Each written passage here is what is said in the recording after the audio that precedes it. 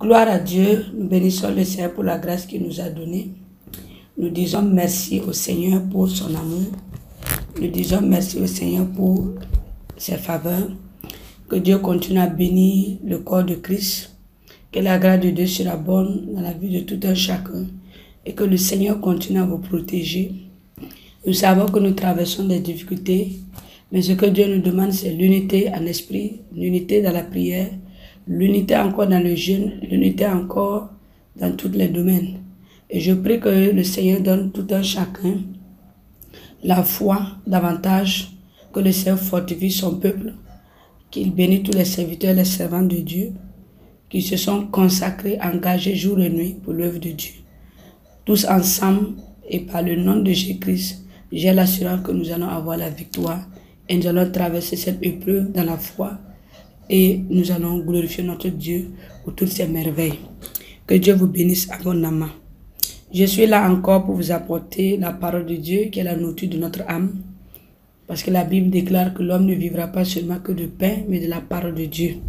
Et nous savons que sans la parole de Dieu, nous ne pouvons pas être édifiés. Sans la parole de Dieu, nous n'avons pas la possibilité de nous approcher de Dieu. Parce que comme je l'ai dit, Jean 1 nous dit que la parole, au commencement était la parole était avec Dieu, la parole était Dieu. Et la parole de Dieu nous a donné le pouvoir de devenir enfants de Dieu. Lesquels nous sommes nés non de la chair ni du sang, mais de toute parole qui vient de Dieu. Alléluia. C'est pourquoi nous sommes venus sur cette terre à travers la parole de Dieu. Il a fallu que Dieu parle pour que sa parole s'accomplisse pour la création. Et toute chose que Dieu a établie sur la terre est venue par sa parole. Comme le dit Proverbe 30, le verset 5. Il dit, toute parole de Dieu est éprouvée. Il est un bouclier pour ceux qui cherchent en lui un refuge. Le verset 6 nous dit, n'ajoute rien à ces paroles, de peur qu'ils ne te reprennent et que tu ne sois trouvé menteur. Alléluia. Regardez ce que le verset nous dit. La parole de Dieu est éprouvée. Il est un bouclier, un abri sûr pour nous qui cherchons un refuge en Dieu. Toi qui es là, qui vis dans ce monde, peut-être que tu as besoin qu'on te fortifie, tu as besoin qu'on t'édifie, tu as besoin qu'on t'enseigne pour que tu puisses marcher en droiture. Tu as besoin de marcher sur le chemin de la justice. Peuple de Dieu, retournez dans la parole de Dieu. Parce que la parole de Dieu est la lumière. C'est la parole de Dieu qui nous édifie, c'est la parole de Dieu qui nous transforme. Et on nous dit ici que tout ce que Dieu nous a donné comme parole, nous ne devons pas ajouter ni diminuer. De peur que Dieu ne nous reprenne et que nous soyons trouvés menteurs. Oui, toute chose que nous devons parler doit être liée à la parole de Dieu. Vous remarquez, la plupart de ceux qui disent qu'ils ne savent pas prier, c'est ceux qui n'ont pas la parole de Dieu en eux. Parce que ce que nous sommes en train de dire dans la prière, inspiré de la parole de Dieu. Quand tu dis Seigneur, bénis-moi, d'où tu as trouvé cette parole? C'est dans la parole de Dieu. Quand tu dis Seigneur, sauve-moi, quelle parole t'a donné l'autorité que Dieu peut te sauver si ce n'est que la parole de Dieu? Donc Dieu a envoyé sa parole pour nous qui sommes ses enfants, qui avons reçu le pouvoir de devenir enfants de Dieu, afin que tout ce que nous allons parler soit inspiré de la parole de Dieu. Mais aujourd'hui, nous voyons beaucoup de chrétiens, leur vie n'est pas liée à cette parole. Voilà, ils parlent, il y en a des chrétiens qui parlent, le Saint-Esprit n'est même pas au courant. Il y en a des chrétiens qui parlent, des serviteurs de Dieu qui parlent, le Saint-Esprit même dit, mais tout ce que tu as entendu n'est pas dans la parole. Et c'est pourquoi 1 Pierre 1, le verset 24 nous dit, car toute chair est comme l'herbe, et toute sa gloire comme la fleur de l'herbe. L'herbe sèche et la fleur tombe. Verset 25, mais la parole du Seigneur demeure éternellement. Et cette parole est celle qui vous a été annoncée par l'évangile. Alléluia. On nous dit ici, on nous enseigne ici que toute chair est comme l'herbe, et toute sa gloire comme la fleur de l'herbe. L'herbe sèche et la fleur tombe. Mais la parole du Seigneur demeure éternellement. Et cette parole est celle qui vous a été annoncée par l'évangile. On a dit que la parole de Christ a été annoncée par l'évangile. C'est pourquoi aujourd'hui, l'évangile, c'est comme l'enseignement que Christ est venu nous donner, qui est la bonne nouvelle pour que nous puissions nous rapprocher de Dieu, que nous puissions revêtir la nature de Christ, que nous puissions aussi être, je peux dire, des vases d'honneur devant Dieu, que nous puissions porter la pensée de Dieu. C'est pourquoi toute parole de Dieu est éternelle. On ne peut pas se dire qu'il y a des gens qui croient que s'ils brûlent la Bible, Dieu va arrêter de parler. Il y en a des gens qui croient que s'ils disent aux gens de ne plus aller à l'église, Dieu va arrêter de parler. Il y en a des gens qui croient que si ils abandonnent la foi chrétienne, Jésus ne va plus parler. Non, parce que la parole de Dieu est éternelle. Toute chose est vanité. Le monde est vanité. Le matin est vanité. Tout ce que nous cherchons sur cette terre-là, c'est vanité. Parce que quand nous allons mourir, nous n'allons rien apporter dans la tombe, ni devant le Seigneur. C'est pourquoi, mais si nous nous sommes nourris de la parole de Dieu, si nous avons laissé la parole de Dieu nous inspirer, nous allons voir que notre vie sera la gloire de Dieu. Parce que la parole de Dieu est éternelle. Oui, elle est éternelle. Que Dieu te bénisse pour toi qui aimes la parole de Dieu. Pour toi qui as l'amour de Dieu pour aimer la parole de Dieu. Et pour toi, chaque jour qui médite la parole de Dieu. Mais comme je l'ai dit, Dieu a envoyé sa parole. C'est pourquoi il a mis la langue sur nous. Il savait que nous devons être différents des animaux. Nous devons être différents des arbres. Parce que nous sommes tous la création. Mais en dehors de la création, il y a ceux que Dieu a créés à son image. C'est pourquoi les animaux, les arbres ont été créés. Dieu a mis le souffle vivant. Mais nous, Dieu nous a donné la langue, l'autorité, la parole, l'esprit, pour que nous puissions parler comme lui. Nous puissions refléter l'image de Dieu. C'est pourquoi aujourd'hui, il y a des chrétiens, leur langage ont changé. Oui, leur langage ont changé. C'est pourquoi je dis toujours, le langage a changé. Et mon thème, c'est comment le chrétien peut dompter sa langue. Comment le chrétien peut dompter sa langue. Comment le chrétien peut avoir le discernement de la parole. Et comment le chrétien peut arriver à dominer sa bouche. Parce que beaucoup de chrétiens là ont des problèmes compte tenu de leur parole. Ont des problèmes la manière qu'ils s'expriment. Ont des problèmes la manière qu'ils parlent aux païens. Ont des problèmes la manière qu'ils prêchent l'évangile. Et si nous n'avons pas la domination de notre langue, si nous ne savons pas dompter cette langue, nous n'allons pas avoir la victoire. Mais qu'est-ce qui fait que les chrétiens ont des problèmes? D'abord, qu'est-ce que la langue? Alléluia. Mais avant que nous lisions l'impact de la langue, je voudrais que nous lisons, alléluia, Jacques 1. Jacques 1, le verset 17 nous dit, « Toute grâce excelle de tout don parfait descend, et tout don parfait descendant d'en haut, du Père des Lumières, chez lequel il n'y a ni changement, ni homme de variation. » Verset 18. Il nous a engendrés selon sa volonté par la parole de vérité, afin que nous soyons en quelque sorte les premiers de ses créatures. Il nous a enseigné il nous a engendrés selon la volonté de la parole de vérité. Verset 19. Sachez-le, mes frères bien-aimés, ainsi que tout homme soit prompt à écouter, lent à parler, lent à se mettre en colère. Tout homme soit prompt à écouter. Dieu nous a donné 2 oreilles pour que nous puissions écouter plus et une seule bouche pour que nous parlons moins. Tu dois parler moins, écouter plus. Le verset 20. Car la colère de l'homme n'accomplit pas la justice de Dieu. Et le verset 21. C'est pourquoi, rejetant tout souillure et toute espèce de malice, recevez avec douceur la parole qui a été plantée en vous et qui peut sauver vos âmes. L'évangile de Christ, c'est la parole qui plante dans notre cœur. C'est la parole qui peut pénétrer notre corps jusqu'à viser notre corps et notre âme pour sauver notre âme. La parole de Christ là, c'est la parole qui peut entrer dans notre cœur au point de diviser le corps et l'âme pour sauver l'âme. Alléluia.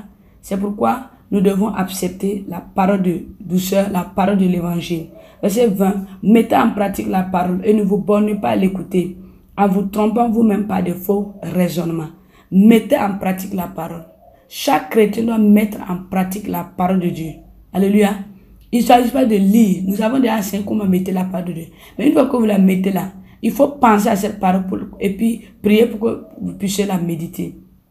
Verset 23. Si quelqu'un écoute la parole et ne la met pas en pratique, il est semblable à un homme qui regarde dans un miroir son visage naturel. Verset 24. Et qui après s'être regardé s'en va et oublie aussitôt quel il était. Si tu écoutes la parole de Dieu, tu vas à l'église, tu écoutes l'évangile, tu n'arrives pas à mettre en pratique. Tu es comme un homme.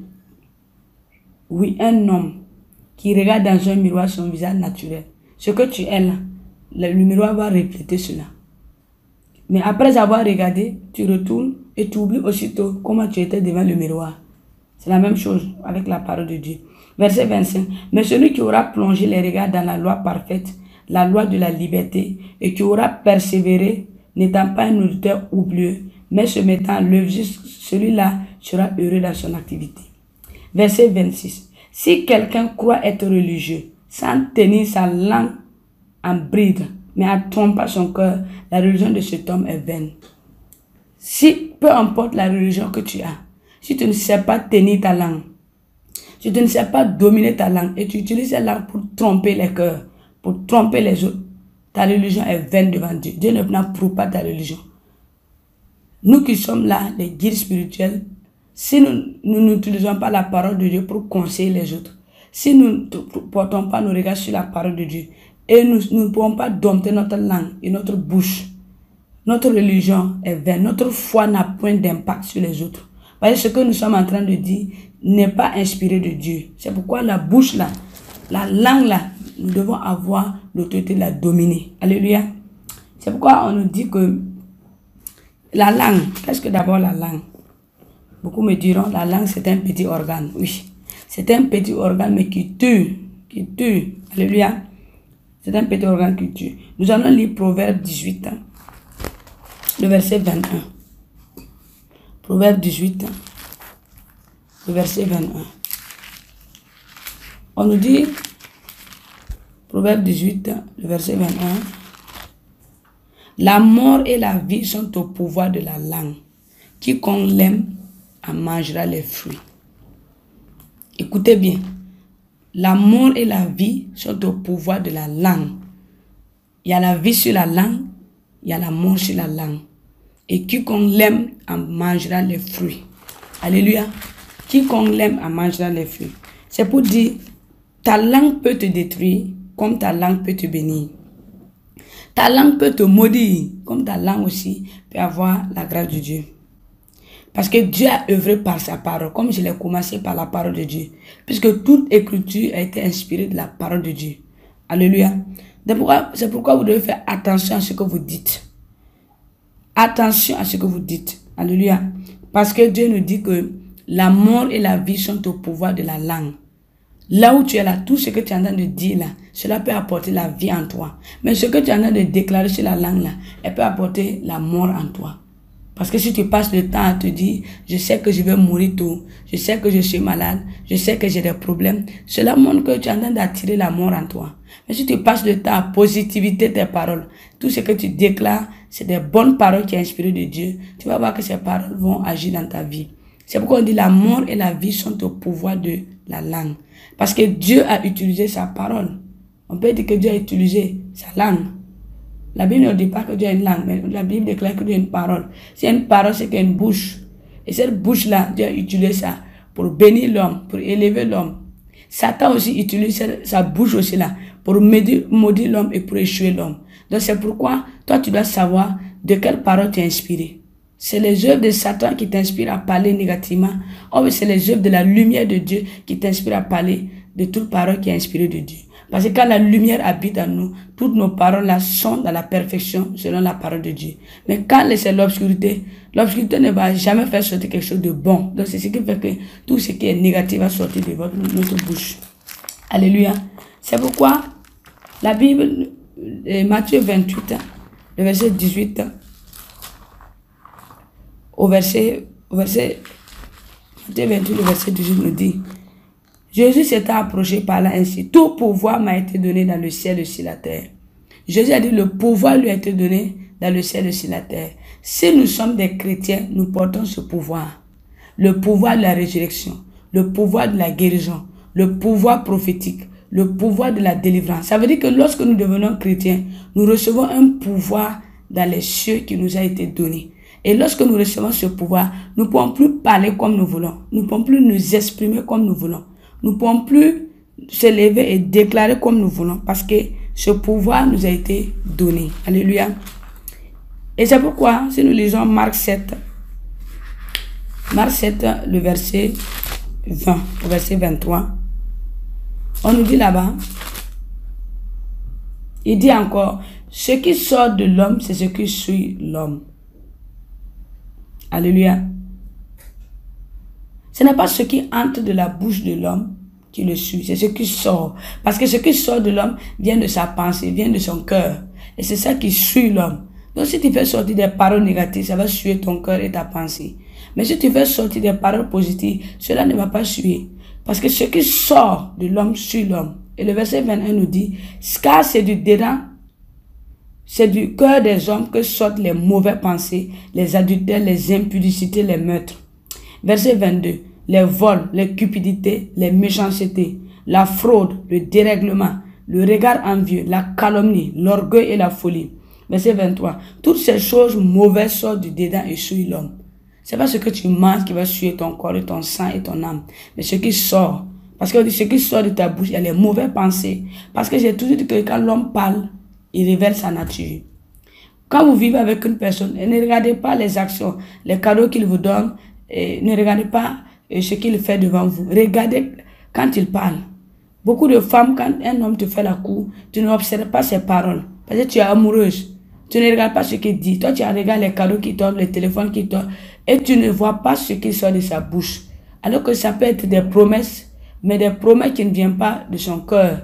C'est pourquoi quand vous rencontrez une personne, que ce soit en amitié, que ce soit dans vos relations chrétiennes à l'église, observez la personne quand il parle, vous allez découvrir sa vraie nature. Parce qu'au fil du temps, là, on découvre la nature de l'homme. Parce que quand il s'exprime, il va dévoiler sa nature. Et par la parole, là, nous dévoilons notre pensée. J'ai toujours dit, pour connaître l'homme là, quand il parle, il révèle la nature qu'il a. La pensée qu'il a là, c'est ça qu'il révèle. Si vous avez l'habitude de voir quelqu'un qui aime insulter, quelqu'un qui aime insulter, vous dites qu'il va changer. Il ne changera pas. Puisque c'est le reflet de sa pensée qu'il fait sortir en insultant. Comment il peut changer? Ça veut dire que sa nature n'est pas dans la lumière. L'adultère vient de la pensée. Les impudicités viennent de la pensée. Les meurtres viennent de la pensée. Le vol, la cupidité. Les méchancetés viennent de la pensée. Et si vous voyez quelqu'un qui fait l'adultère et après qui vient vous dire pardonne-moi, c'est pas parce que il veut se repentir, mais regardez son raisonnement. Parce que c'est par la parole que nous pouvons différencier le bien et le mal. Alléluia. Parce que nous n'avons pas vu Dieu dans sa parole nous faire du mal. Toute sa parole, c'est pour notre bien. Dieu peut envoyer sa parole pour nous bénir, mais Dieu peut envoyer sa parole pour nous corriger, pour nous délivrer. Il peut envoyer sa parole pour nous délivrer, pour nous corriger. Mais sa correction n'est pas pour ôter notre vie, c'est pour encore nous ramener à lui. Et sa parole peut nous bénir pour que nous sachions qu'il est réellement Dieu. Donc c'est la même chose pour les chrétiens. L'autorité nous a été donnée que nous devons faire très attention avec notre parole. Et on dit que c'est toutes ces choses mauvaises que sort du dedans et suit l'homme. Alléluia. Donc chacun de nous doit savoir que ma langue là, je dois savoir la dompter. Alléluia. Mais comme je l'ai dit, le Seigneur nous donne encore l'opportunité. Regardez, Proverbe 14, verset 1 nous dit qu'une femme sage bâtit sa maison, mais une insensée renverse la maison avec ses propres mains. Les femmes doivent être sages. Apprenez à fermer vos bouches. Les femmes, apprenez à vous taire dans le foyer. Parce qu'une femme qui se tait, une femme qui domine sa langue et qui arrive à faire sortir les bonnes paroles pour nous bénir son mari, pour l'écouter. On a dit, soyez lents à écouter. Vous devez écouter, mais lents à parler. Alléluia. Écoutez plus et parlez moins. Alléluia. Parce qu'une femme insensée, elle renverse sa maison avec ses propres mains. Donc les femmes, ça doit apprendre à fermer leur bouche et puis apprendre à recevoir de la part de leur mari, apprendre à écouter. Et vous allez voir que dans votre foyer là, vous allez ramener la paix. Alléluia. Au nom de Jésus-Christ. C'est pourquoi, si nous voyons Psaume 33, le verset 4 au verset 11, on dit que là-bas, le verset 9, on nous dit là-bas, que l'Éternel dit la chose et la chose arrive. Il ordonne et elle existe. L'Éternel dit la chose arrive. Il ordonne et la chose existe. Alléluia. Tout ce que l'Éternel dit, ça va arriver. Et tout ce qu'il ordonne va exister. Donc c'est pour dire que si ce pouvoir a été donné à Dieu, et quand il dit, cela arrive, et quand il déclare, la chose existe, ce pouvoir nous a été donné, que quand nous maudissons une personne, cette chose va arriver. Et quand nous bénissons cette personne, cette chose aussi va exister. C'est pourquoi le pouvoir nous a été légué par Jésus. Dieu savait que l'homme a été créé à son image. Adam pouvait tout faire, ordonner aux animaux, tout. Il a dit dominer les poissons, dominer tous les animaux, dominer même les arbres. Donc Dieu a donné la domination à l'homme, que l'homme doit dominer tout chose et déclarer tout chose. Donc c'est pourquoi par ta parole tu peux maudire, par ta parole tu peux bénir. Mais sache que tout ce que tu vas dire au nom de Jésus-Christ là, il y a un impact sur toi, sur les autres et sur toi aussi. C'est pourquoi je dis aux chrétiens, n'utilisez pas le nom de Dieu pour maudire une personne. N'utilisez pas le nom de Dieu pour dire que cette personne va mourir. Parce que ce même Dieu-là, il est juste. S'il voit que la personne que vous avez maudit, que vous avez déclaré injustement innocent, cette parole sera renversée sur vous. Elle va retourner sur vous pour accomplir. Ce que vous avez déclaré sur vos ennemis-là, ça agit. Donc, c'est la même manière que vous déclarez sur une personne innocente, cette parole aura un impact sur la personne. Donc, apprenez, quand vous allez parler, et le discernement de langage. Alléluia. Parce que si Dieu même déclare et que la chose arrive, il faut faire très très attention. Alléluia. Parce que la nature de Dieu, c'est de déclarer. Alléluia. On dit que la mort et la vie sont au pouvoir de la langue. Alléluia. Et regardez, Job 3, verset 25 a dit, ce que je crains, c'est ce qui m'arrive. Ce que je crains, c'est ce qui m'arrive. Ce que toi, tu as peur, que oh, tu ne vas pas te marier, c'est ça qui va t'arriver. Ce que tu crains, que tu vas vivre cela, tu vas vivre cela, c'est ce qui t'arrive. Regarde la plupart des fois où tu as dit, je sais que cette année-là, je n'aurai pas mon BPC, tu ne vas pas l'avoir.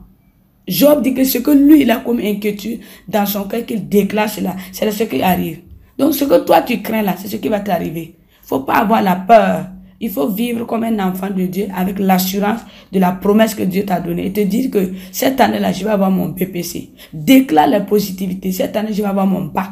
Tu vas voir que cette parole-là, c'est ce qui va t'arriver. Mais lorsque tu dis, oh, je sais que je ne vais pas avoir le mariage. Oh, je sais que je ne vais pas avoir l'enfant. Mais je suis stérile. Cette parole-là, c'est ce qui va t'arriver. C'est ce que Job a dit. Ce que je crains, c'est ce qui m'arrive. Alléluia. Gloire à Dieu. Et si nous lisons encore Psaume 82. Alléluia. Psaume 82, comme la parole de Dieu nous éclaire. Psaume 82.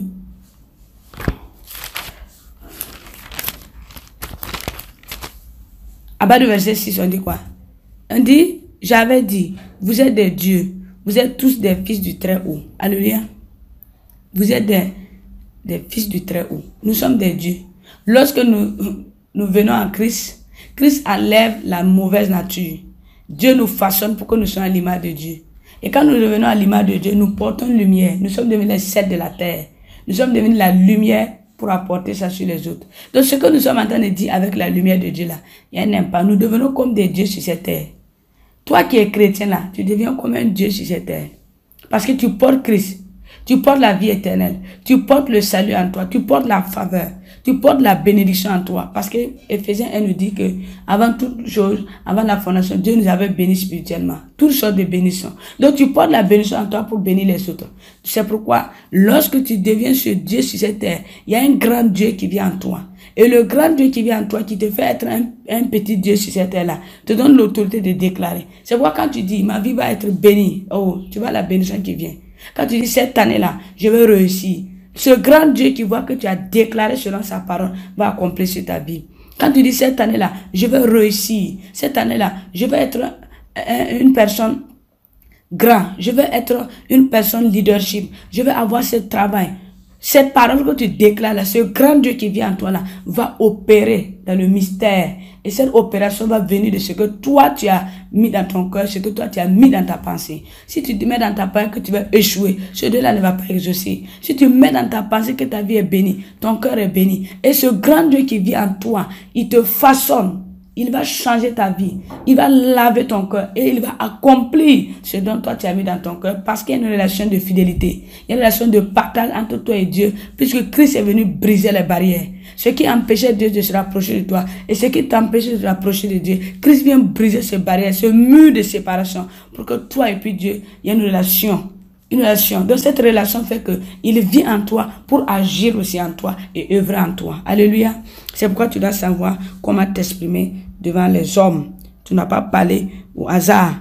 Tu n'as pas t'exprimer comme les hommes. C'est pourquoi lorsque tu reçois des visions, des prophéties, des révélations, il ne faut pas être pressé de raconter. Il faut avoir le discernement de la langue, savoir le pour et le contre. Vous voyez comment beaucoup de serviteurs ont des problèmes. Parce qu'ils reçoivent la vision, ils n'ont pas le discernement de comprendre. Ils vont se lever, comprendre le micro, commencer à parler de la vision, sans avoir le discernement. C'est ce qui fait que les gens ne peuvent pas croire l'autorité de leurs paroles. Tu fais la délivrance, tu as l'onction prophétique, tu as l'autorité de Dieu en toi, mais les gens ne peuvent pas te croire dessus. Parce que tout ce que tu dis, tu ne le dis pas avec discernement. Tu ne le dis pas étant inspiré du Saint-Esprit. Ta langue là, confesse quelque chose devant les hommes. Mais en dehors de la prière, ta langue déclare autre chose. Donc, l'esprit de vérité ne vit pas en toi. C'est pourquoi quand tu parles et quand tu fais tes actions, deux choses différentes. Alléluia. C'est pourquoi il dit oui, que son salut est près de ceux qui le craignent, afin que la gloire habite dans notre pays. Le salut est près de nous, afin que la gloire habite dans notre cœur. Donc toi et moi, nous devons savoir que lorsque nous avons le salut, tous ceux qui ont eu la lumière de Dieu, tous ceux qui ont rencontré Jésus, tous ceux qui ont rencontré Christ, tous ceux qui ont vu le Saint-Esprit, qui ont reçu le Saint-Esprit, leur raisonnement a changé, leurs paroles changent, leur manière de parler change, leur manière même de déclarer les choses change. Tu ne vas pas entendre quelqu'un qui a le Saint-Esprit dire « je te maudis parce que tu n'as pas amené 10 offrandes ». La plupart des gens ont fait l'école pastorale, ils se lèvent, ils servent Dieu sans avoir l'impact du Saint-Esprit, sans rencontrer même Jésus face à face et recevoir la parole d'autorité. C'est pourquoi tu vas aller dans une église, lorsque tu n'apportes pas les 10 offrandes, on te maudit. Comment on peut te maudire à cause de la sémence? Dieu nous a rachetés pour que nous soyons une semence incorruptible. Donc, peu importe notre engagement, notre obéissance ne doit pas nous maudire. La malédiction ne doit pas sortir de notre bouche. La Bible même déclare que quand tu dis à quelqu'un qu'il est insensé, tu as commis un péché. Alléluia. C'est pourquoi nous devons savoir comment nous exprimer devant les hommes. Et nous regardons Proverbe 6, le verset 16 au verset 19. Il dit, il y a 6 choses que haït l'Éternel, et même celles qu'il en a en horreur. Verset 17. Les yeux hautains, la langue menteuse, les mains qui répandent le sang innocent. Verset 18. Le cœur qui médite des projets iniques, les pieds qui se hâtent de courir au mal. Verset 19. Le faux témoin qui dit des mensonges et celui qui excite des querelles entre frères. Il y a 6 choses que l'Éternel déteste. Toi et moi, nous devons comprendre qu'il y a 6 choses. Les yeux hautains. Regardez tout ce convoité et dit c'est ça que je veux. C'est de l'orgueil. Si toi-même tu pries, tu dis ah Seigneur, regarde, tu as fait ça dans la vie de mon frère. Ça, tu dois le faire dans ta prière n'est pas sincère. Tu dois demander ta part, pas en appuyer sur les autres pour déclarer cela. Dieu n'est pas un Dieu qui regarde les autres pour accomplir sur les autres. Dieu a toujours regardé ta relation avec lui pour pouvoir te bénir. La langue menteuse, tu n'as pas besoin de mentir pour que les gens te bénissent. Allez dire que depuis hier tu n'as pas mangé, ça ne va pas, que les gens te soutiennent. Ton Dieu connaît ton cœur. Puis parce que là où se trouve ton cœur, c'est là où se trouve ton trésor. Les mains qui répandent le sang innocent. Il y a des gens qui sont là, qui vont parler positivement sur les autres, mais derrière cela, ils vont aller les maudire. Il faut avoir peur de celui qui est dans le silence. Parce que les personnes silencieuses là, ils peuvent te faire du mal en dehors, derrière toi. C'est pourquoi la plupart des gens qui parlent, c'est pourquoi Dieu nous a pas donné un esprit de timidité, un esprit de force, pour que nous puissions tenir nos langues et dominer nos langues pour parler sur le Saint-Esprit. Oui, et il dit que le faux témoin qui dit des mensonges, Dieu n'aime pas ceux qui font les faux témoignages. Tu es à l'église, tu es venu pour chercher Dieu. Reste concentré à l'évangile, à la prière. Tu es là à critiquer, à calomnier les faux témoins dehors et tu dis que tu es un bon chrétien. Tu es un chrétien non transformé. On dit que celui qui excite des querelles entre frères. Quand nous venons à l'église, nous devons savoir dominer notre langue et nous taire. Mais il y en a des gens qui aiment les disputes, les bagarres à l'église. Et ils veulent que le Saint-Esprit les parle. Non, il faut que nous sachions avoir le discernement dans notre langue. Parce que la langue est un petit organe, mais qui peut maudire, qui peut bénir. On dit que la mort et la vie sont au pouvoir de la langue. Oui, la mort et la vie sont au pouvoir de la langue. C'est pourquoi nous allons lire dans Jacques 3, verset 1 à 18. Pour que vous compreniez l'importance de cette langue et vous comprenez aussi l'impact aussi de cette langue. Alléluia. Jacques 3, le verset 1 au verset 18. Jacques 3, verset 1. On dit, mes frères, qu'il n'y ait pas parmi vous un grand nombre de personnes qui se mettent à enseigner, car vous savez que nous serons jugés plus sévèrement. On nous dit ici, la plupart des gens qui se lèvent, qui enseignent sans le Saint-Esprit, qui enseignent sans la vocation de l'amour de Dieu, qui enseignent pour chercher l'argent là, il faut savoir que le jugement est terrible pour ceux qui enseignent la parole de Dieu. Tous ceux-là qui sont dans le ministère de Dieu, tous ceux qui sont en train de servir Dieu là, notre jugement est plus terrible que les païens. Parce que nous avons connu Dieu, nous avons connu la pensée de Dieu. C'est pourquoi nous devons parler comme des créatures à l'image de Dieu. Alléluia. Verset 2. Nous branchons tous de plusieurs manières. Si quelqu'un ne branche point en parole, c'est un homme parfait, capable de tenir tout son corps en bride. Si quelqu'un ne se plaint pas, si quelqu'un n'a pas l'habitude de parler tout le temps, si quelqu'un n'a pas l'habitude de s'exprimer et de parler, cette personne-là est un homme parfait parce qu'il est capable de tenir son corps dans la sagesse. Il est capable de tenir son langage dans la sagesse. Il est capable de tenir ses propos dans la sagesse. La plupart des gens qui aiment se plaindre matin, midi, soir là, c'est ceux-là qui n'ont pas reçu la transformation. Dieu n'est pas rentré dans leur cœur. Quand Dieu entre dans ta vie, tu ne peux plus te plaindre. Tout est devenu grâce, tout est devenu joie, tout est devenu bonne nouvelle, tout est devenu les faveurs. Mais ces faveurs-là, il faut que toi-même tu acceptes payer le prix dans la foi pour les posséder. Mais si tu es un chrétien qui aime te plaindre, chaque chose qui t'arrive, tu te plains. Je dis que tu n'es pas encore un chrétien transformé. Parce qu'un chrétien transformé, c'est un chrétien qui peut dominer sa langue, qui sait à quel moment parler, à quel moment il faut se taire, qui sait à quel moment garder les secrets, à quel moment il ne faut pas en parler, qui sait à quel moment tenir sa relation avec Dieu dans la perfection. Verset 3 nous dit, si nous mettons le mort dans la bouche des chevaux pour qu'ils nous obéissent, nous dirigeons aussi leur corps tout entier. Verset 4. Voici même les navires qui sont si grands, eux qui poussent des vents impétueux, sont dirigés par un très petit gouvernail au gré du pilote. Verset 5. De même, la langue est un petit membre. Elle se vante de grandes choses. Voici, comme un petit feu peut embrasser une grande forêt. La langue est un petit organe, mais elle aime se vanter. Méfiez-vous des gens qui aiment se vanter, les gens qui aiment se glorifier là. Oui, on dit que l'humilité précède la gloire. L'orgueil là n'est pas l'identité d'un chrétien. Un chrétien doit parler selon le régiment de Christ.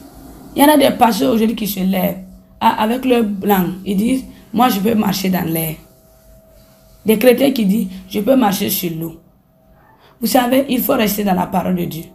Le Saint-Esprit là nous a pas dit de nous vanter. Il a dit de rester dans l'évangile. Si nous voulons parler, parlons de Jésus d'abord. L'auteur du salut, c'est Jésus. Parlons de ses œuvres, parlons de sa puissance, parlons de ses miracles et évitons de dire, moi je peux faire cela, moi je peux faire cela, moi je peux faire cela. Parce que c'est ce qui fait cause les difficultés dans la vie chrétienne. Vous n'allez pas voir un musulman ou une autre religion dire que je peux faire cela. Parce qu'eux, ils ont tout dit, Dieu, si Dieu le permet, nous le ferons. Mais nous, les chrétiens, on dit, je peux le faire. Parce que nous nous disons, comme nous avons revêtu Christ, nous avons Christ en nous, je peux faire la délivrance. C'est Christ qui fait la délivrance. Je peux régler ton problème. C'est Christ qui règle les problèmes. Je peux guérir un malade. C'est Christ qui guérit les malades. Nous avons oublié Christ. Lorsque nous portons l'autorité de Dieu à nous, nous oublions Christ. L'auteur de cette autorité, l'auteur de la guérison, de la délivrance, c'est Jésus-Christ. N'oubliez pas. Moi, j'ai toujours dit à l'église, je ne peux rien faire si ce n'est que Jésus. Je ne suis rien. Je suis un être humain, charnel comme vous. Mais par le nom de Jésus, Dieu m'a donné la grâce de pouvoir enseigner, de pouvoir faire des grands miracles. Mais je ne vais pas dire je vais toujours dire Jésus. Parce que c'est Jésus qui me donne ce pouvoir. C'est pourquoi ma langue, quand elle veut parler, même prier, il faut dire nom de Jésus. Délivrer au nom de Jésus. Il y en a des gens aujourd'hui là qui ne prient même pas au nom de Jésus. Ils ne font même pas les prophéties au nom de Jésus. Ils ne font pas de délivrance au nom de Jésus. Mais ils disent je vais te délivrer. Où est le nom de Jésus? Remettons Jésus à sa place. Laissons Jésus là occuper sa place. Et nous allons voir que toute œuvre que nous allons faire sera parfaite. Et les hommes vont voir que notre œuvre n'est pas inspirée de ce monde, mais inspirée de Dieu. Et les gens ne vont pas douter de notre appel ni de notre mission. Parce que notre parole doit être inspirée de Dieu. Pas se vanter. Alléluia. On dit que la langue aussi est un feu. C'est le monde de l'iniquité. La langue est placée parmi nos membres, suant tout le corps et enflammant le cours de la vie, étant elle-même enflammée par la géhenne. La mort aussi est sur la langue. La mort aussi est sur la langue. Parce que c'est la langue qui sous notre corps. Regarde, quand tu es en colère, tu parles là. Ton cœur là brûle. Quand tu es en train de raconter tes secrets aux gens là, regarde après comment tu culpabilises. Quand tu es là, tu parles dans la colère, dans la méchanceté. Quand tu es en train de maudire les gens, tu es en train de détruire des âmes. Et nous ne devons pas utiliser le nom de Dieu pour faire du mal. Le verset 7 nous dit, toutes les espèces de bêtes, d'oiseaux, de reptiles, d'animaux marins sont domptés, ont été domptés par la nature humaine. Même les animaux là, Dieu a donné l'autorité aux hommes de les dompter. Aujourd'hui, nous voyons des hommes qui peuvent dompter le lion. Nous voyons les hommes qui peuvent dompter même le serpent, qui peuvent dompter même les facouchets, qui peuvent dompter les animaux que vous trouvez qui sont féroces. Si l'homme peut dominer ces animaux et puis vivre avec les animaux, c'est que Dieu a donné l'autorité à l'homme qu'il peut faire le mal. Nous voyons des hommes qui peuvent dompter le lion. Regarde le lion comme il est féroce. Si un homme peut dompter le lion, c'est qu'il peut dompter sur les hommes. Mais c'est pourquoi la parole de Dieu doit habiter dans notre bouche pour pouvoir vivre dans la perfection. Il dit, mais la langue, aucun homme ne peut la dompter. C'est un mal qu'on ne peut réprimer. Elle est pleine d'un venin mortel. Aucun homme ne peut dompter la langue. Alléluia. Aucun homme ne peut dompter la langue. Gloire à Dieu. Si aucun homme, c'est pas pour rien que les chrétiens, là, vous ne pouvez pas vous arrêter pour exprimer devant les païens. Vous ne pouvez pas vous arrêter et dire, je vais discuter avec le monde, le monde. Non. Il faut que vous sachiez que si vous voulez discuter, échanger entre vous, frères et sœurs en Christ. Évitez de partir devant les musulmans, les catholiques pour parler de votre religion. Parce que nous ne sommes pas dans un débat religieux. Nous n'aimons aller au ciel pour revenir que voilà la religion parfaite. Mais nous savons qu'il y a une parole qui nous a été donnée, que si tu crois en Jésus-Christ, tu seras sauvé. Et c'est cette parole que je crois. On ne parle pas de religion. Mais il y en a des gens qui aiment faire les grands débats de religion. Vous devenez même des blasphémateurs. Qui connaît Dieu? Dieu même se connaît lui-même. Il peut se défendre. Il peut prouver la véracité. Dieu peut se révéler sur la terre pour que les gens puissent le connaître. Nous n'avons pas besoin de faire des grands débats de religion pour dire telle religion musulmane est bon. Parce que la religion vient des hommes. La religion vient des hommes. Et Dieu a envoyé son Fils pour que nous puissions être sauvés. Parlons de Jésus.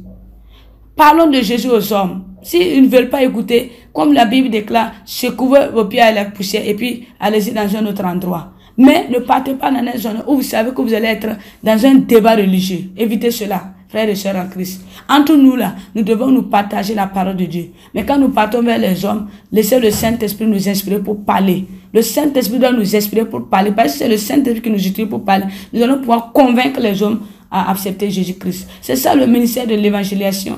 Mais il y en a des gens qui se lèvent, qui font des évangélisations sans l'inspiration du Saint-Esprit. C'est pourquoi quand ils parlent, ils prêchent l'évangile. Tout ce qu'ils disent en contradiction avec l'évangile. Et les gens ne peuvent pas les croire. Ils sont lapidés, persécutés. Parce que si c'est le Saint-Esprit, lui, il va nous accompagner. Alléluia. On dit, toutes les espèces des bêtes sont domptées. Mais aucun homme ne peut dompter la parole. Elle est pleine de venin. Par elle, le verset 9, nous bénissons le Seigneur notre Père. Et par elle, nous maudissons les hommes faits à l'image de Dieu. Verset 10. De la même bouche sortent la bénédiction et la malédiction. Il ne faut pas, mes frères, qu'il en soit ainsi. Verset 11. La source fait-elle jaillir par la même ouverture l'eau douce et l'eau amère? Regardez, on nous dit ici, par la bouche nous bénissons, par la bouche nous maudissons. Et par cette même bouche encore, nous faisons sortir l'eau douce et l'eau amère. Et cela n'est pas à la gloire de Dieu. Alléluia. Donc nous devons savoir que, comme Jacques 3 le dit, le verset 13, lequel d'entre vous est sage et intelligent, qu'il montre ses œuvres par une bonne conduite avec la douceur de la sagesse. Le verset 14, mais si vous avez dans votre cœur un zèle amer et un esprit de dispute, ne vous glorifiez pas et ne mentez pas contre la vérité. Verset 15, cette sagesse n'est point celle qui vient d'en haut, mais elle est terrestre, charnelle, diabolique. Verset 16. Car là où il y a un zèle amer, un esprit de dispute, il y a du désordre et toutes sortes de mauvaises actions. Verset 17. La sagesse d'en haut est premièrement pure, ensuite pacifique, modérée, conciliante, pleine de miséricorde et de bons fruits, exempte de duplicité et d'hypocrisie. Verset 18. Le fruit de la justice est semé dans la paix par ceux qui recherchent la paix. Il ne peut pas avoir un zèle amer, un esprit de dispute dans votre cœur. Et vous allez dire que non, tout ce que je vais faire sortir là, les gens doivent m'écouter. Il y en a des gens qui sont animés par des esprits, par des forteresses. Et lorsqu'ils parlent, ils ont l'autorité. Vous voyez les sorciers là. Les sorciers ont l'autorité de qui? De la sorcellerie. C'est pourquoi quand il dit dans la sorcellerie que cela va t'arriver, cela va t'arriver. Si eux-mêmes, ils sont des hommes mystiques, et ils peuvent déclarer quelque chose, ça va suivre les hommes. Nous avons Christ. Nous avons le grand Dieu à nous. Vous ne croyez pas que le grand Dieu à nous peut aussi déclarer ça va agir parce qu'il est le tout puissant. Donc nous devons faire attention. Revêtir l'autorité de Dieu. Il a dit quoi? Par cette autorité, je vous donne le pouvoir de devenir enfant de Dieu. Pouvoir de dire, de déclarer les choses. Pouvoir même de vous bénir. Pouvoir même de vous rapprocher de Dieu. Pouvoir même de déplacer la montagne. Il a dit que si vous avez la foi là, oui, vous pouvez déclarer cette montagne de se déplacer. Il va se déplacer. Donc, il y a une possibilité, une autorité qui a été donnée à notre langue de pouvoir déclarer cela. Mais nous devons faire attention. Cette langue ne doit pas être mal utilisée. Alléluia. Oui, parce que nous devons contrôler notre langue. Il faut que la personne contrôle sa langue. Maintenant, je dis, comment dominer sa langue? Pour dominer sa langue, il faut dominer ta pensée. Alléluia. Il faut que la personne contrôle sa pensée. Parce que c'est le résultat de tes pensées là qui sort de ta bouche. Ce que tu as dans la tête qui sort de ta bouche. Alléluia. C'est de l'abondance du cœur que nous avons notre trésor. L'abondance du cœur que nous avons notre trésor.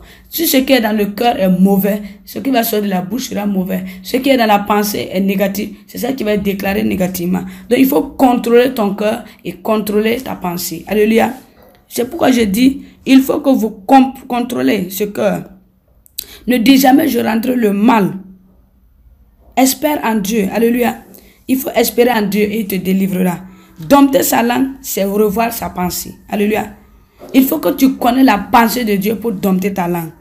Tout a été fait par la parole de Dieu. Tout a été fait par la parole de Dieu pour que la parole de Dieu nous communique la pensée de Dieu. Donc si nous avons la parole de Dieu à nous, nous avons la pensée de Dieu. Et la pensée de Dieu à nous nous fait déclarer tout ce qui vient de Dieu. Mais lorsque votre pensée est limitée, votre pensée est ignorante, votre pensée est endormie, votre pensée est liée à ce monde, votre pensée est liée à la convoitise, les choses mauvaises viennent dans votre pensée, c'est ce qui sort de votre bouche. Qu'est-ce qui fait que toi tu dis que tu es malade, que tu vas mourir? C'est parce que ta pensée te condamne que tu vas mourir. Qu'est-ce qui fait que ta pensée est limitée? C'est parce que tout ce qui est dans ta pensée n'est pas de Dieu. Et ce que tu déclares ne vient pas. Il y en a des gens qui disent, Seigneur, je sais que ma vie est bénie. Mais dans leur pensée, ils disent, non, je sais que Dieu ne peut pas me bénir. J'ai commis autant de péchés. Oui, c'est pourquoi Proverbe 28, verset 9 a dit que si le sage conteste avec l'insensé, il n'aura pas la paix. Si vous passez votre temps, toi le sage, tu sais comment parler dans la sagesse. Et tu es assis, tu es en train de discuter avec les insensés. Il n'aura jamais la paix. Parce que l'insensé ne va jamais te dire que lui, il est en erreur. L'insensé ne va jamais te dire que ce qu'il est en train de dire n'est pas bon. Il va continuer à rester dans sa nature. Toi, le sage là, éloigne-toi pour qu'il y ait la paix. Alléluia. Parce que par ta langue, tu peux créer 1000 problèmes si tu l'utilises mal. La parole de Dieu déclare que cela va arriver. Donc, il ordonne les choses existantes. Donc, tout ce que ta langue va dire, c'est ce qui va s'accomplir. Si ta langue fait sortir des bonnes paroles, c'est cela qui va s'accomplir dans ta vie. Mais si ta langue fait sortir des mauvaises paroles, c'est ce qui va accomplir aussi dans ta vie. C'est pourquoi, si tu continues chaque matin, si tu te lèves et tu bénis ta vie, c'est ce qui va sortir de ta vie. Si tu bénis ton foyer, c'est ça qui va venir dans ton foyer. Si tu bénis tes enfants, c'est ça que tes enfants vont vivre. Si tu bénis même ta vie chrétienne, c'est ça qui va venir. Si tu bénis ton église, c'est ça qui va faire que chaque fois tu auras la paix dans ton église. Si tu bénis aussi et ceux qui te persécutent, tu pries pour eux, un jour Dieu va apporter la paix. Regardez le peuple d'Israël. Ta langue doit dire des bonnes choses, pas des mauvaises choses. Parce que j'ai toujours dit que nous les chrétiens là, la première des choses pour dominer notre langue là, c'est contrôler notre pensée.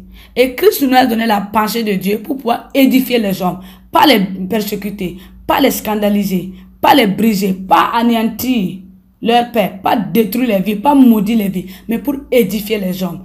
Nous avons revêtu la pensée de Christ pour édifier les hommes, pour éclairer les hommes, pour enseigner les hommes, pour montrer les hommes le chemin à suivre, pour révéler les hommes, pour délivrer les hommes et pour apporter aussi la présence de Dieu sur les hommes. C'est pourquoi notre message doit édifier, pas pour briser. Il y en a des gens, quand tu rentres dans leur église, le message n'édifie pas. Les gens qui critiquent, qui aiment diffamer, qui aiment accuser, qui aiment insulter, ces personnes ne sont pas nées de nouveau. Quand vous partez dans une église, vous voyez les gens qui aiment critiquer, qui aiment diffamer, qui aiment accuser, qui aiment insulter. Il faut les regarder comme ça, comme des enfants non transformés. Ils n'ont pas encore la pensée de Christ. Quelqu'un qui a la pensée de Christ ne va pas critiquer son prochain. Quelqu'un qui a la pensée de Christ ne va pas diffamer. Tu ne vas pas vouloir détruire l'autre pour atteindre la gloire. Quelqu'un qui a la pensée de Christ ne va jamais accuser son prochain tant qu'il n'a pas vu pour déclarer ça dans la vérité. Quelqu'un aussi qui a Christ ne va pas insulter parce qu'il sait que c'est son prochain et on ne doit pas insulter. Regardez le peuple d'Israël. Le peuple d'Israël devait faire 11 jours de marche pour arriver à Canaan. 11 jours de marche dans le désert. Mais regarde, à cause de leurs paroles, leurs murmures, ils ont fait 40 ans. Alléluia. Ils ont fait 40 ans. Si nous lisons Exode 14, verset 12 à 14, vous allez dire que le peuple a commencé à murmurer. Dieu a dit à Moïse, dites-les de se taire, qu'ils marchent. Taisez-vous, qu'ils marchent. Parfois là, quand tu as des problèmes et tu parles beaucoup, tu te plains beaucoup là, tu es en train d'aggraver ta problématique. Parce que Dieu envoie les gens de venir te bénir. Et après, tu commences à dire, ah, je sais que Dieu n'existe pas. Oh, je sais que Dieu là, s'il était Dieu, il allait faire ça. Le Dieu aux gens, retournez. Parce qu'il ne croit pas en moi. Il ne déclare pas que je suis le Dieu tout-puissant. Parfois là, l'ennemi utilise les problèmes, les difficultés là, pour vous éloigner de Dieu. Il faut que vous sachiez dominer votre pensée. Hein? Comment tu veux penser négativement? Christ a payé le prix. Il a lavé ta vie, lavé ton corps, ton âme et ton esprit. et il t'a racheté. Mets ton nom dans le livre de vie. Est-ce que ce Dieu-là qui a fait tous ces œuvres-là va te laisser dans des problèmes? Il faut être patient et puis sanctifier ta pensée. Oui, devant chaque difficulté, devant chaque épreuve, qu'est-ce que tu vois? Devant chaque difficulté, devant chaque épreuve, qu'est-ce que tu dis de toi? Devant chaque problème, devant chaque situation, qu'est-ce que tu penses de toi? C'est ça que je veux que tu comprennes. Si vous pensez de vous positivement, c'est ce qui va accomplir. S'il y a une difficulté, le problème de foi que tu as là, ne dis jamais que tu vas quitter le monsieur. Ne dis jamais que tu vas partir, qu'il te trompe. Non, il faut continuer à prier. Parce que devant les difficultés là, ce que tu vois de toi, ce que tu es en train de déclarer, ce que tu es en train de dire là, c'est ça qui va affecter ta vie. Alléluia. C'est pourquoi vous devez renouveler vos pensées par la parole de Dieu. Lorsque tu commences à avoir des pensées négatives, des pensées qui n'est pas à la gloire de Dieu, il faut commencer à renouveler ta pensée. Va méditer la parole de Dieu. C'est la parole de Dieu qui renouvelle notre pensée. La parole de Dieu renouvelle notre pensée. Chaque matin, oui, c'est ce que David a dit, que l'Éternel renouvelle sa bonté. Il renouvelle mon être. Il sonne mon cœur et il renouvelle ma vie. Alléluia. Donc c'est pourquoi vous devez garder le silence et l'Éternel combattra pour vous, comme dans Exode 14, verset 14. Gardez le silence et Dieu combattra pour vous. Si tu aimes la vie, tu en mangeras les fruits. Mais si tu aimes la mort, ta langue déclare la mort et tu en mangeras aussi les fruits. C'est pourquoi les pensées de notre âme là, et c'est ça qui fait sortir ce qui vient de notre bouche. Alléluia. Tu ne peux pas être plus grand que tes pensées. Non. Tu es comme ta pensée. Si je suis là, je pense que je suis malade. C'est ce que je vais dire que je suis malade. J'ai dit toujours, l'homme ne peut pas être plus grand que sa pensée. Il va toujours être comme ce que sa pensée est. Si ta pensée est dans la grandeur, tu vas atteindre la grandeur. Si ta pensée pense positivement, ta vie sera positive. Si ta pensée pense au succès, à la bénédiction, c'est ce que tu vas vivre. L'âme est le siège de notre émotion. Oui, dans notre âme, c'est le siège de notre émotion. Si dans l'âme vient le péché, si dans l'âme vient la colère, si dans l'âme vient la frustration, si dans l'âme vient les mauvaises pensées, si dans l'âme vient l'amertume, si dans l'âme vient la tristesse, si dans l'âme vient les mauvaises décisions, tu as bon aider. Quelqu'un a bon t'aider. Que ce soit un pasteur, un homme de Dieu, un homme de Dieu, tu vas toujours être comme ça parce que c'est ta pensée qui est contre ta vie. Et c'est ce qui est de ta pensée que tu vas déclarer. Oui, c'est ça que je dis. Les médiocres pensées là, ça amène les gens à parler négativement. La plupart des gens qui ont des médiocres pensées, ils attirent ces médiocres pensées-là à leur cœur. Et ce cœur-là va sortir ces paroles-là. Il faut chaque matin examiner ta pensée pour voir est-ce que tu n'as pas des pensées médiocres. Parce que la médiocrité-là de la pensée-là amène l'homme à parler comme un insensé. Parce que tu raisonnes comme un insensé. Ta pensée doit être dans la grandeur. Ta pensée doit être dans la plénitude. Christ savait qu'il allait mourir sur la croix. Mais sa pensée était de mourir pour donner le salut. C'est pourquoi aujourd'hui nous l'appelons sauveur. Donc il faut accepter que ta pensée ne doit pas être médiocre. Ta pensée attire les problèmes. Ta pensée attire la pauvreté. Ta pensée attire les pensées négatives. Ta pensée même attire même la négativité. J'ai dit, ton cerveau là, c'est le cerveau qui émet les mauvaises pensées. Et les mauvaises pensées là amènent ça dans le cœur. Et le cœur va faire sortir cela dans la bouche.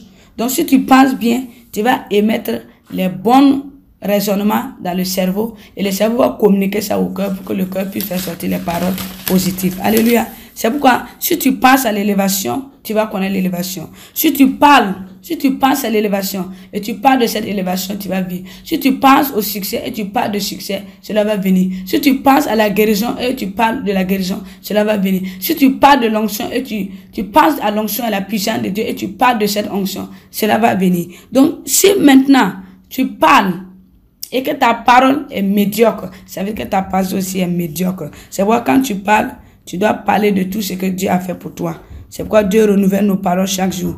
Dieu a utilisé nos bouches pour que nous puissions accomplir. Regardez aujourd'hui. Les gens me voient très jeune, mais regardez ce que Dieu fait de merveilleux. Il utilise ma bouche pour bénir les hommes. Il utilise ma bouche pour délivrer. Il utilise ma bouche pour élever des hommes. Il utilise ma bouche pour révéler sa parole. Il utilise ma bouche pour sonner les cœurs des hommes. Il utilise ma bouche pour prophétiser sur les hommes. Mais c'est parce que ma pensée est pure et mon cœur est pur. Si mon cœur était négatif, mon cœur avait les mauvais désirs, Dieu ne peut pas utiliser ce cœur. C'est pourquoi beaucoup de chrétiens sont en train de prier. Je veux l'onction. Je veux que Dieu me parle. Je veux voir Jésus. Quel est l'état de ton cœur et ta pensée? Si ta pensée est négative, ton cœur est négatif. Même si tu dis les bonnes choses, ça ne va pas agir. Puisque c'est ce qui sort de ta pensée qui vient de ta bouche. Donc si ta bouche fait sortir de positivité et ta pensée de négativité, les deux ne peuvent pas aller ensemble. Il faut que ta pensée et ton cœur et ta bouche soient en accord pour pouvoir œuvrer et pour pouvoir aussi déclarer les bonnes choses sur ta vie. Alléluia.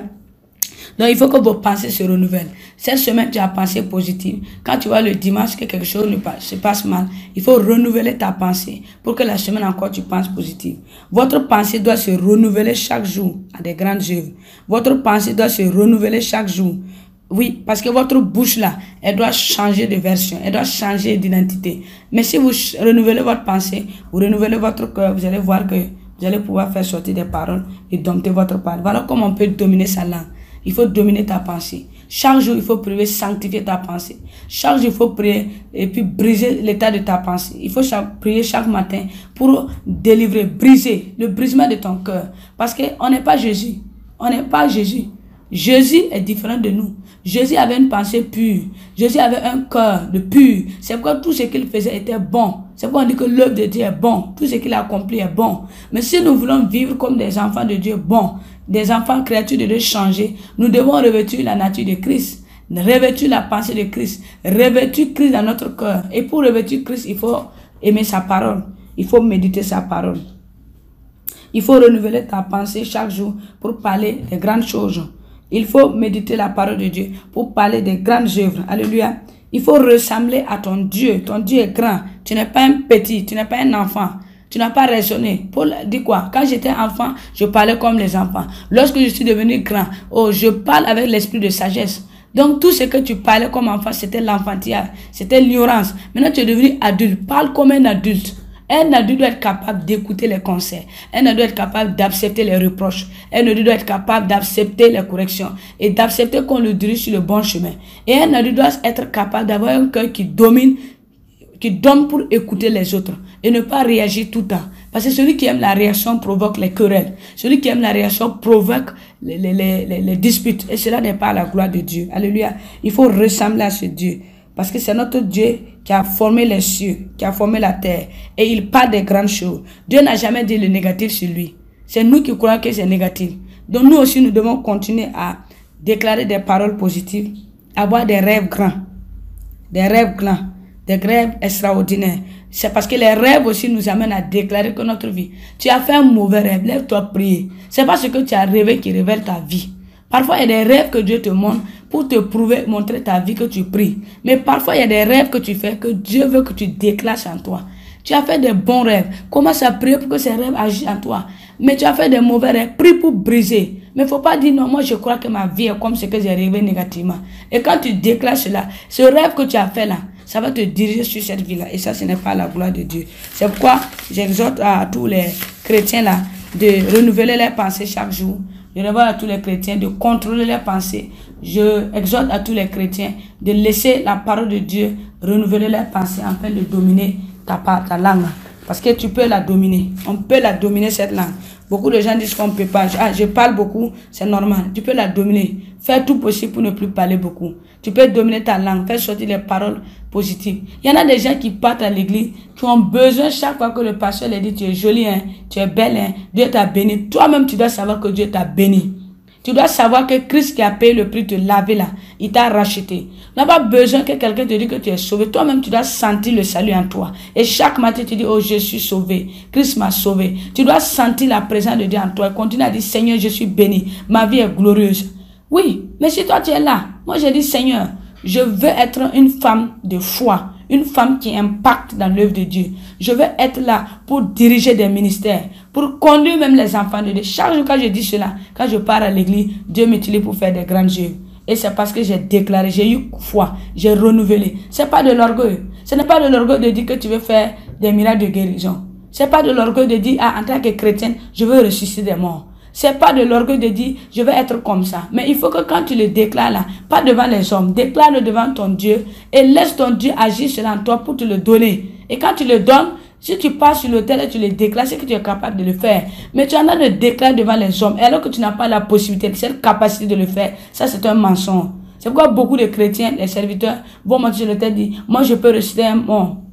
Mais quand on amène les morts, ils ne peuvent pas. Parce qu'ils ont déclaré ça dans l'orgueil. Ayez d'abord la certitude que Dieu vous a donné le pouvoir de posséder cela. Dieu vous a donné la capacité de posséder cela avant de le déclarer. Tu as dit aux gens que tu vas être riche. Mais on doit te voir en train de travailler. Est-ce qu'un pauvre peut être riche? Tu es là, tu es dit, je vais être riche, alors que tu ne fous rien. Cela n'est pas la gloire de Dieu. Mais si tu travailles, tu es en train de te battre pour un service, et tu dis, je vais être riche, là tout le monde sait que le travail que tu fais là, tu aspires à la grandeur. Tu dis que tu vas être un intellectuel, alors que tu n'as jamais fait CP1.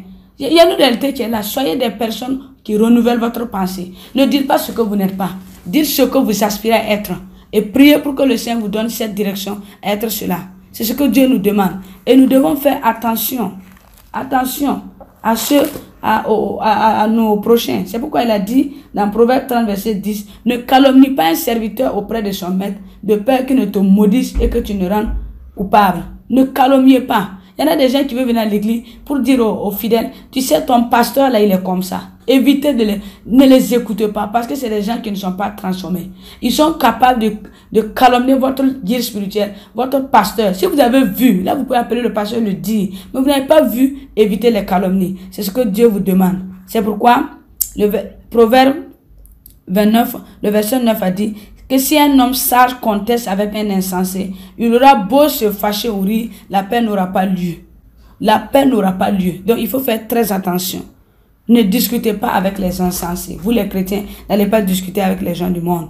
Sachez discerner le bien et le mal. Sachez écouter Dieu. Parce que si vous écoutez Dieu, vous allez voir que Dieu va accomplir beaucoup de choses. C'est pourquoi il a dit dans Psaume 85, le verset 9 au verset 12, j'écouterai ce que dit Dieu, l'Éternel, car il parle de paix à son peuple et à ses fidèles, pourvu qu'il ne retombe pas dans la folie. Verset 8, oui, son salut est près de ceux qui le craignent, afin que la gloire habite dans notre pays. Verset 11, la bonté et la fidélité se rencontrent, et la justice et la paix s'embrassent. Verset 12, la fidélité germe de la terre, et la justice regarde du haut des cieux. Verset 13, l'Éternel aussi accordera le bonheur, et notre terre donnera ses fruits. Verset 14, la justice marchera devant lui, il imprimera ses pas sur le chemin. Alléluia. Donc nous devons savoir que notre Dieu est un Dieu qui bénit, il renouvelle, il nous rend le bonheur. Il rend le bonheur, mais nous devons savoir écouter. Il a dit quoi? Qu'est-ce que David nous dit? Que mes oreilles soient attentives à la parole de Dieu et que mes yeux portent les regards sur la parole de Dieu. Que l'Éternel me sonne parce qu'il me connaît pour me diriger sur le chemin de la justice. Donc nous avons besoin que Dieu nous dirige. Tous les projets que nous formons, c'est les bons projets. Mais laissons Dieu le dernier mot. Tout ce que nous voulons que Dieu fasse pour nous, d'abord, il faut glorifier ce Dieu-là. Parler de ce Dieu. Raconter ses merveilles chaque jour. Soyez reconnaissants. Il va faire de plus. Quand Dieu vous bénit aujourd'hui, demain encore vous plaignez. Demain, il ne va pas accomplir. Vos plaintes même fait que Dieu ne peut pas agir plus. Regarde le peuple d'Israël, 11 jours pour arriver à Canaan, mais 40 ans dans le désert. Parce qu'ils ont bronché. Ne branchez plus. Soyez des enfants transformés. Soyez des peuples transformés. Que l'Éternel abrite dans votre cœur. Qu'il vous dirige sur les chantiers de la justice. Oui, nous devons savoir que notre parole doit exalter. Elle doit élever, glorifier notre Dieu. Chaque matin, nous devons raconter les merveilles de Dieu. Nous devons raconter ses hauts faits. Nous devons parler de tous ses prodiges. Nous devons raconter ce dont il a fait pour nous. C'est pourquoi Proverbe 26, le verset 22...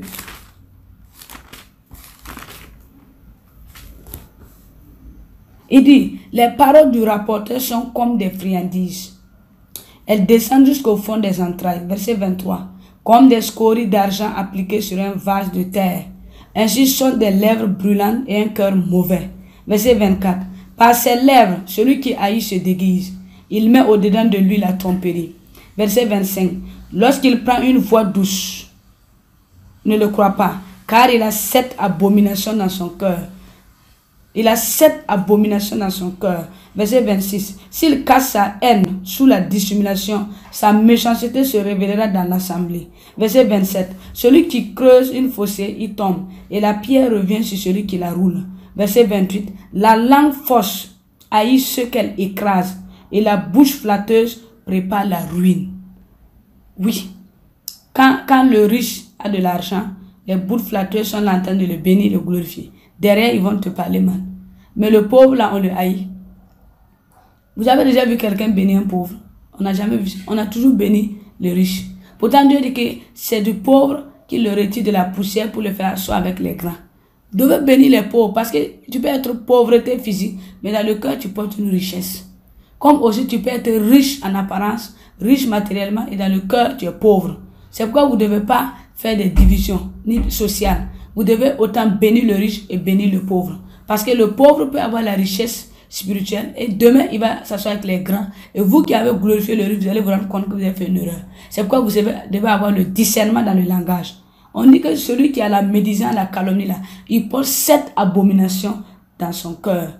Et les 7 abominations qu'il porte dans son cœur, là, s'il cache cela, là, Dieu va révéler cela dans l'assemblée. Donc vous devez vous éloigner de ceux qui ont la médisance, vous éloigner de ceux qui ont la médiocrité en parole, et vous éloignez de ceux qui aiment la calomnie, et vous éloignez des personnes insensées. Priez pour eux, mais vous-même vous devez être sage en parole, sage en apparence et sage aussi dans tous les domaines. C'est pourquoi je prie par le nom puissant de Jésus-Christ.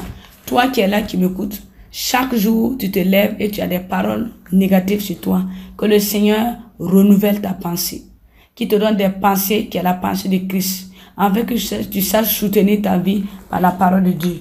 Je prie que toi, qui es toujours là à écouter les paroles des autres, et tu crois que c'est ce que les gens disent de toi, que c'est ta vie ainsi devant Dieu, que le Seigneur te libère de l'oppression des paroles de ton prochain, que le Seigneur te libère de l'oppression des paroles des autres, afin que toi tu saches que ce que les gens disent, ce que Dieu dit est différent.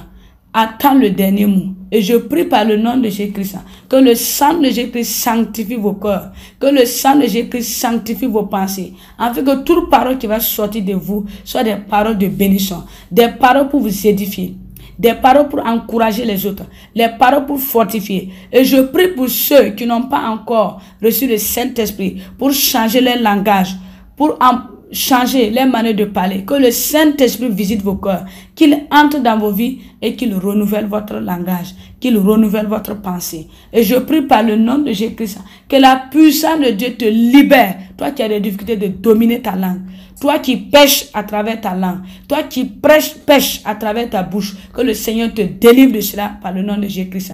Et je prie par le nom de Jésus-Christ que le Seigneur libère tout ce que tu as gardé dans ton cœur, qui te pousse à parler devant les hommes. Que le Seigneur libère ton cœur, que tu saches garder les secrets, que tu saches garder les secrets avec ton Dieu, que tu ne sois pas pressé à raconter les choses aux hommes. Et je prie par le nom de Jésus-Christ, que le Seigneur te donne le discernement de langage, pour que tu saches parler à ton prochain, parler aux païens, et que le Seigneur utilise ta langue pour que tu puisses édifier le monde, pour que tu puisses édifier les hommes. Et je prie par le nom de Jésus-Christ que le Seigneur libère chaque femme qui a des difficultés de dominer sa langue, afin que par ta langue tu puisses bénir ton foyer, par ta langue tu puisses bénir ton mari, par ta langue tu puisses bénir tes enfants.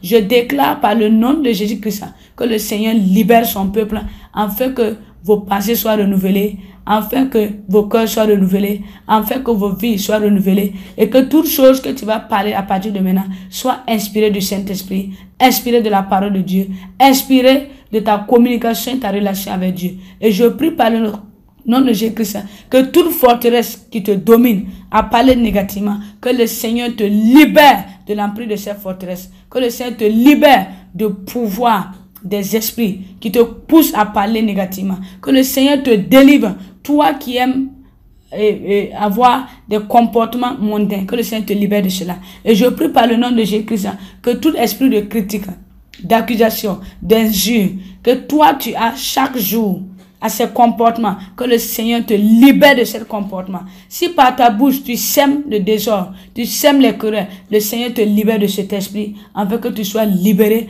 que le peuple de Dieu commence à avoir confiance de toi. Toi qui es là, quand les gens te voient, ils se dispersent parce qu'ils ont peur de ce que tu vas dire. Que le Seigneur te délivre cela, afin que dans le milieu où tu es, qu'il ait la paix. Et je proclame que toi, chaque fois que tu ouvres la bouche, tu es incompris. Les gens ne te comprennent pas. Que le Saint-Esprit utilise ta langue pour parler, afin que les gens puissent comprendre ce dont tu veux dire. Et je prie par le nom de Jésus-Christ que le Seigneur donne la sagesse et le discernement dans les paroles, la sagesse et le discernement dans les langages, la sagesse et le discernement dans la prière, la sagesse et le discernement dans tous les domaines de notre vie, la sagesse et le discernement dans toutes nos voies, afin que nous puissions laisser le Seigneur sonder notre cœur, diriger nos pas et nous conduire pour le royaume céleste. Soyez bénis et je prie que par cet évangile que vous soyez libérés entièrement, affranchis et que la langue, par ta langue, que ta langue bénisse maintenant, que ta langue édifie maintenant, que ta langue, que Dieu utilise cette langue-là pour bénir et utiliser cela pour la gloire de son nom. Soyez bénis au nom de Jésus-Christ. Amen.